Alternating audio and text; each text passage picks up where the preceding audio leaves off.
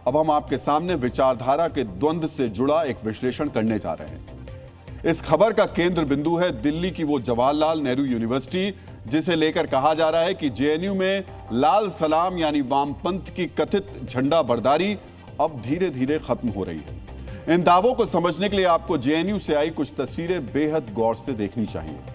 JNU परिसर में आज एक विजय यात्रा निकाली गई। इस विजय यात्रा का मकसद उन वीर जवानों का सम्मान करना था जिन्होंने आंध्र प्रदेश में कुख्यात नक्सली माडवी हिडम्मा का अंत कर दिया।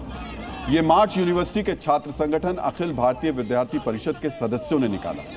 इस विजय यात्रा की एक छोटी सी न्यूज रील आपको भी बहुत ही ध्यान से देखनी चाहिए। जो हिडम्मा की चाल चलेगा,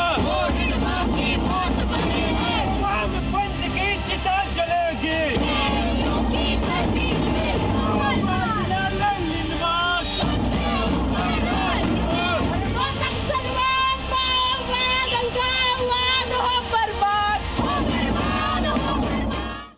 इस विजय मार्च को देखकर एक बड़ा तबका हैरान है। जेएनयू में लंबे समय तक वामपंथी विचारधारा का प्रभाव रहा है, जिसकी वजह से कुछ मौकों पर यूनिवर्सिटी के अंदर नक्सलवाद का भी समर्थन किया गया था। यूनिवर्सिटी के अंदर नक्सलियों के लिए जश्न भी मनाया जाता था। जेएनयू के इतिहास से जुड़ा एक ऐसा ही अध्याय अब हम आपको दिखाने जा रहे हैं। वर्ष 2010 में नक्सलियों ने दंतेवाड़ा में एक सीआरपीएफ कैंप पर हमला किया था। इस हमले में 76 जवान शहीद हो गए थे। आरोप लगाए गए थे कि इस हमले का जश्न मनाने के लिए जेएनयू के कुछ वामपंथी छात्रों ने एक सभा आयोजित की थी और सभा के दौरान मुठभेड़ में मारे गए नक्सलियों की याद में कविताएं भी पढ़ी थी। हालांकि इस घटना को लेकर कोई कानूनी कार्रवाई नहीं की गई थी, लेकिन 2010 के बाद से यूनिवर्सिटी के अंदर नक्सलियों का समर्थन करने वाले तत्वों पर निगरानी बढ़ा दी गई थी। इतिहास और वर्तमान के बीच इस फर्क की वजह से परिसर में निकाली गई विजय यात्रा को लाल सलाम के गढ़ कहे जाने वाले जेएनयू में बड़ा बदलाव करार दिया जा रहा है। जेएनयू में यह बदलाव क्यों आया और बदलाव की यह बयार आगे किस दिशा में बढ़ेगी, ये आपको यूनिवर्सिटी के उन छात्रों की जुबानी ही सुनना चाहिए जिन्होंने वामपंथी विचारधारा के गढ़ में नक्सलवाद को परास्त करने का दम था।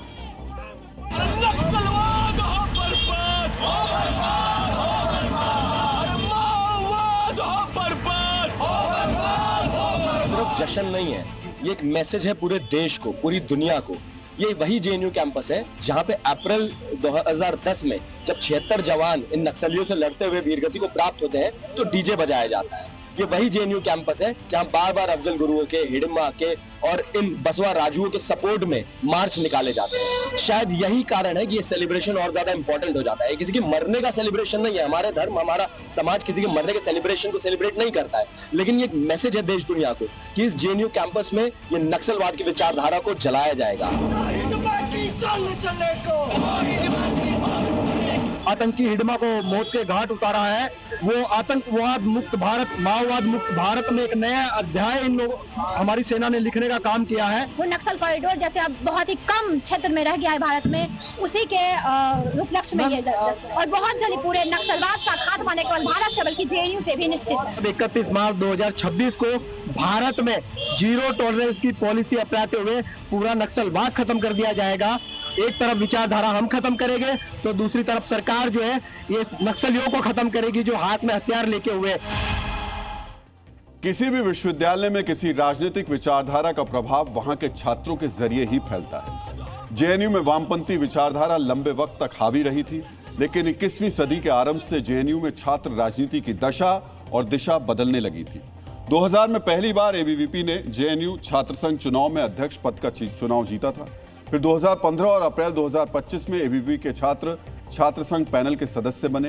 हालांकि फिलहाल जेएनयू छात्र संघ पर पूरी तरह वामपंथी छात्र संगठन ही हावी हैं, लेकिन पिछले कुछ साल में हुए बदलाव ने वामपंथी विचारधारा के प्रभाव को काफी कम किया है।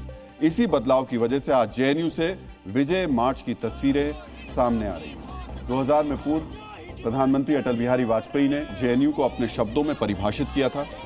वाजपेयी जी ने कहा था कि जेएनयू देश विरोधी तत्वों का गढ़ नहीं है, बल्कि राष्ट्रवादी सोच का केंद्र है। आज जेएनयू में वीर जवानों का सम्मान और भारत विरोधी नक्सलवाद के खिलाफ उठी ये आवाजें अटल जी के कथन को सत्य साबित करती हैं।